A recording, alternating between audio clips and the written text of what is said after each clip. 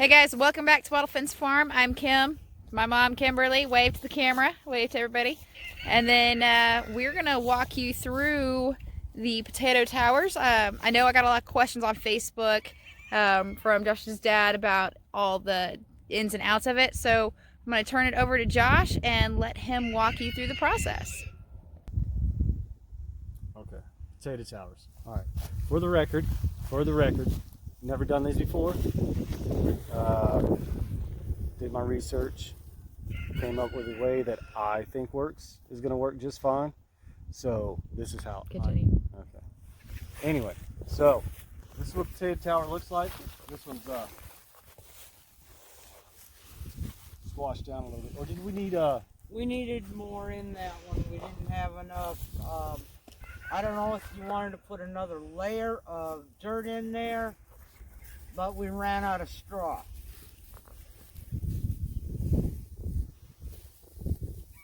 No, I think I'll just. Pallet with straw?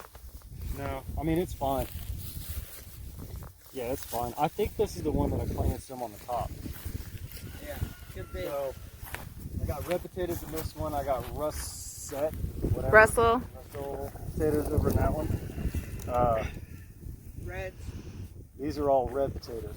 So the concept is you put the potatoes in here kind of towards the outside of it where the cage is, and they grow out this way, and the potatoes grow inside the thing, and then you open it up when it's all said and done with, and all the potatoes just kind of out. Okay, right? so let's focus on the metals that we got going on here. Okay. The fencing, I just got the thinner fencing. It's probably better to use the thick stuff because I'm gonna have to stake these down for sure, real good.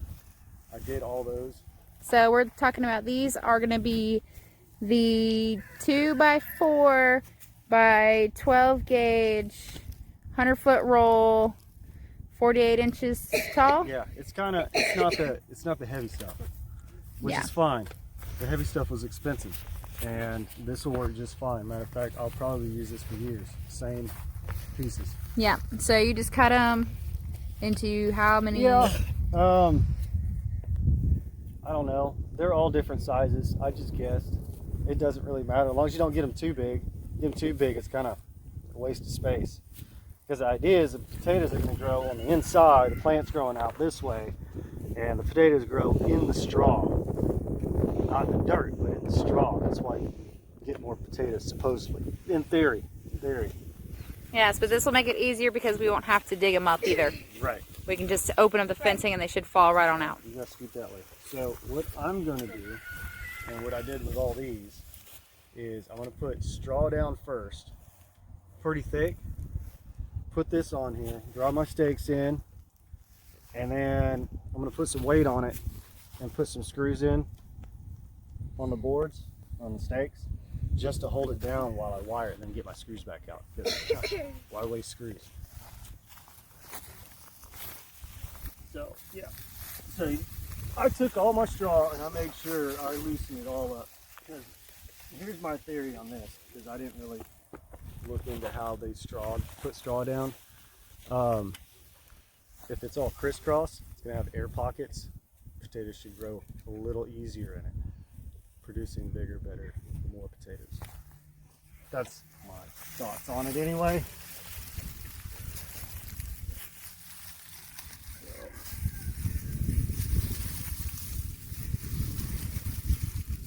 Take it all out. Man, watch out, Bubba. Put it where you want it.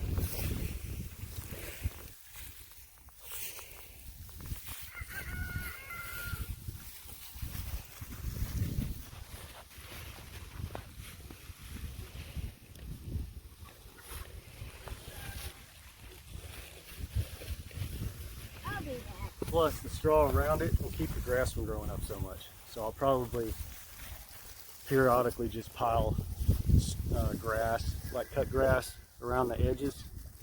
Try to keep the grass from growing up next to it. Just make it clean. Less of a hassle. So I got a good bed in there. See how springy it is? So I'll put the stakes in.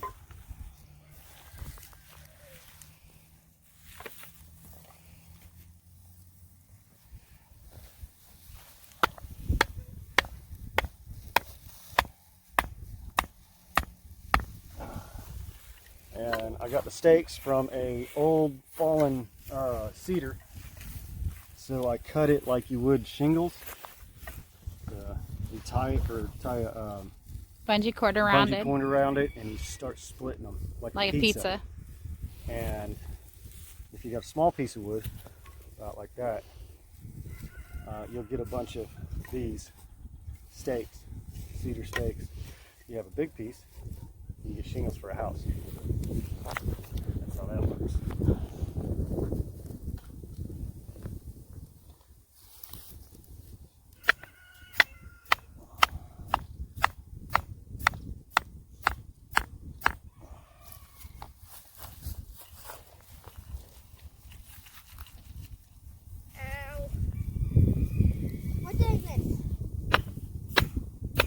Well, Daddy's currently putting the stakes around the towers to keep the tower in place. Alright, so there's those. Sounds like fun. Don't mind my Ricola's. Got a cough. So, in order to push this down some, put some weight on it so the grass doesn't grow in it, keep it compacted. All I did is kind of lean in there and put my weight on it. And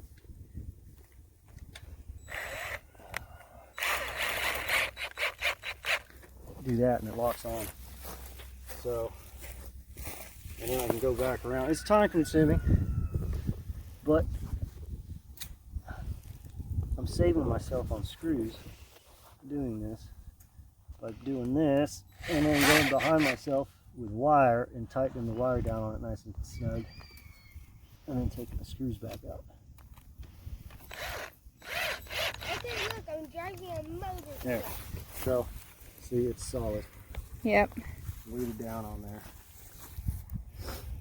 And then I'll go through and do the wire.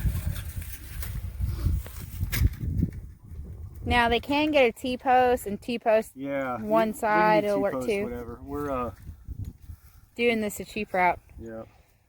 Whatever's available for the most part, except for the cage, you know. Gotta go buy that. I know there's an end in here somewhere. Just thought there it Just is. found it.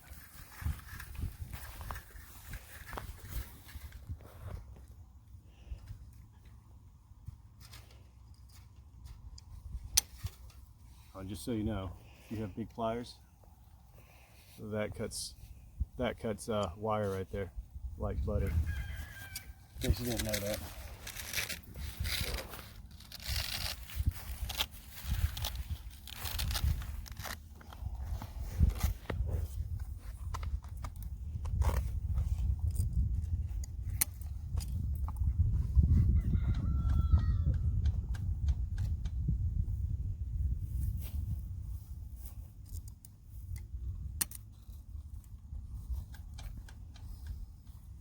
How do scientists take a nap? Experiments. Because experiments are long. This one might be too short for this one.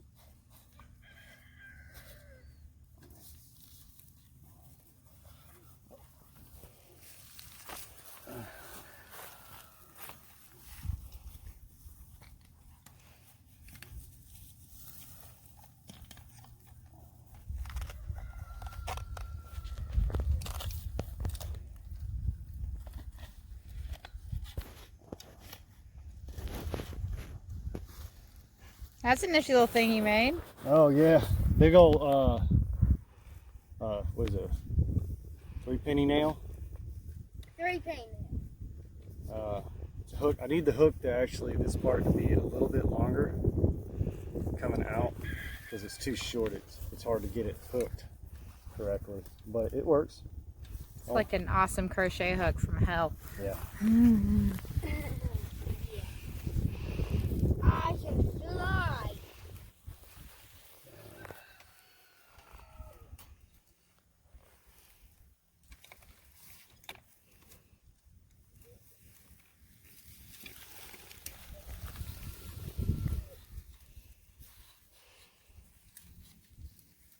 That first one was a little too short for that stick.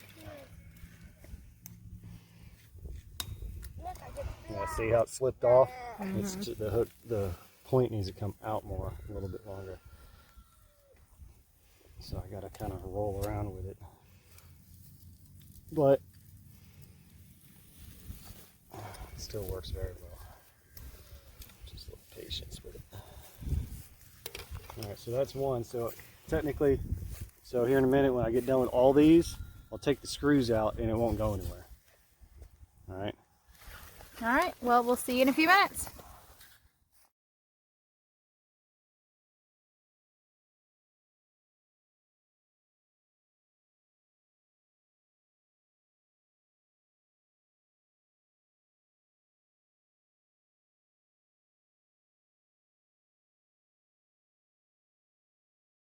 All right, so we got 3 stakes in, all wired. Yep. Now I'll take the work. Now you got to take the screws out, Now I right? get my screws back.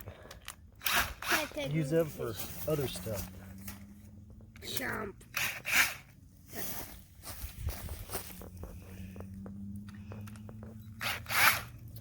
And take Then move.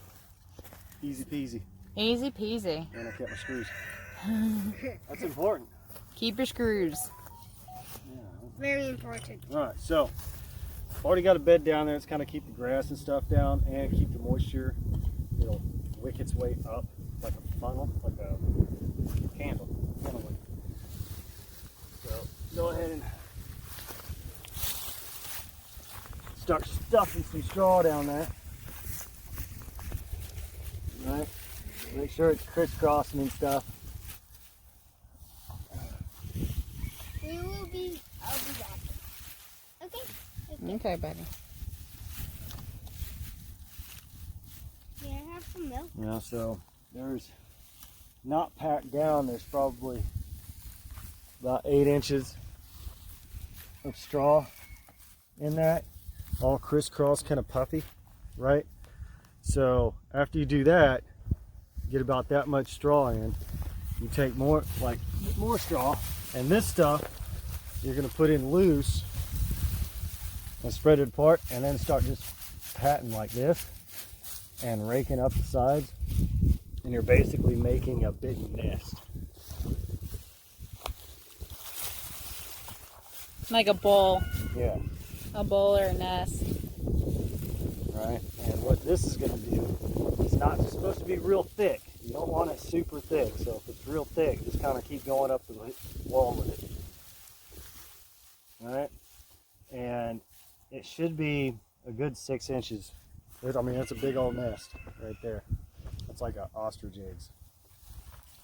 So you do that, then you get your shovel, and you add dirt. So depending on the size of your circle, will depend on how much dirt. You know, this one will probably take 3 scoops to start off with. So you put about 3 scoops. Had one of those over there were 2 scoops. That one's big. That was like 3 or 3.5. Start with that. And you'll start packing stuff down, so pour it in evenly.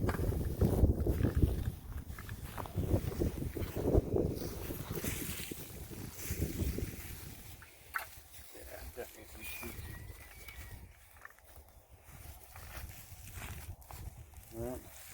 Right down the middle. Do that. Check your wall, and then just kind of loosely move it around towards the edge. All right, nice and even. So after you do that, you get your potatoes. And I'm sitting there trying to think of how many. These aren't spudding out like they're supposed to. They're not like that one's got a lot of eyes, but that one's rare. I don't know. I don't like this brand. These potatoes. I don't know how well they're going to grow, but we will give it a go. See, that don't have hardly any eyes on it. I don't know how well that's going to grow. Anyway, so you cut them,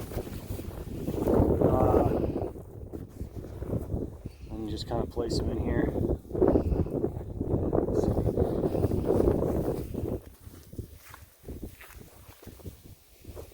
It's supposed to be 3 eyes.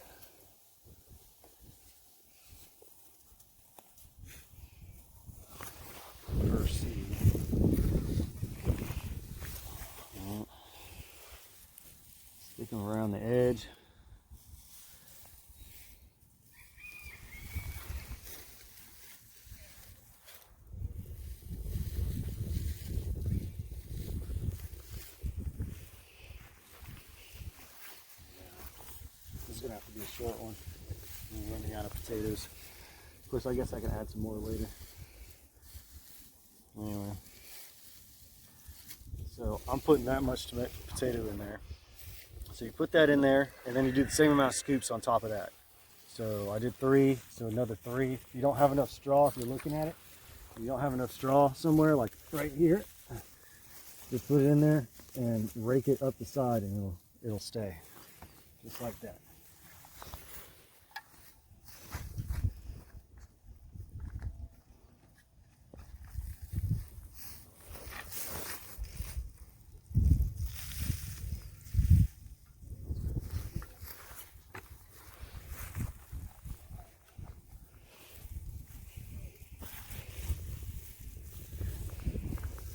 Those are 2 pretty good sized scoops.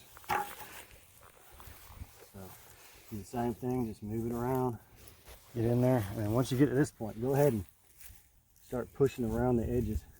See, it's all starting to squash down, and it also pushes out here. So if you got stakes holding it together, it'll eventually kind of stretch itself out on the base and hold in the stake. Theoretically. And see, there's still a lot of fluff in here. So theory is these potatoes are going to grow in this dirt that's right here, and the roots are going to go down and start making all the potatoes down here. So it's got all this space, so all those runners will start just hopefully just boiling mass amount of potatoes in there. Boiling mass amount of potatoes. I like that. Yes. It's like a big old potato pot. Instead of potato tower, it's a potato pot. So after you do that, you do the same thing all over again. You just make sure it's all sticks, crisscrossing. Start putting it in there and get the same amount. So you know where your dirt is. Your dirt was right here. All right.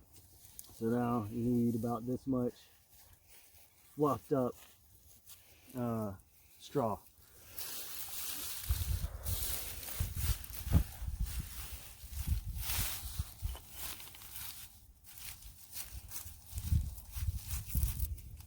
All right. Probably a little more.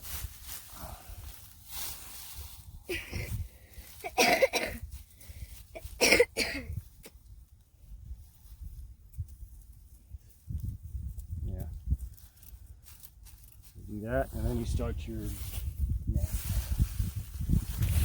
So basically, you're just repeating the process at this point. You do that all the way to the top. Like if you can get enough straw and then dirt on it, and you know it'll compact enough to put some more, another good layer of straw down. Even if you have the soil all the way up to the top, you can fill the top up with potatoes and just kind of put some straw on to help hold the moisture in. But as long as you had enough straw underneath, it should go. Everything on the top that you have growing out the top will will make potatoes right here.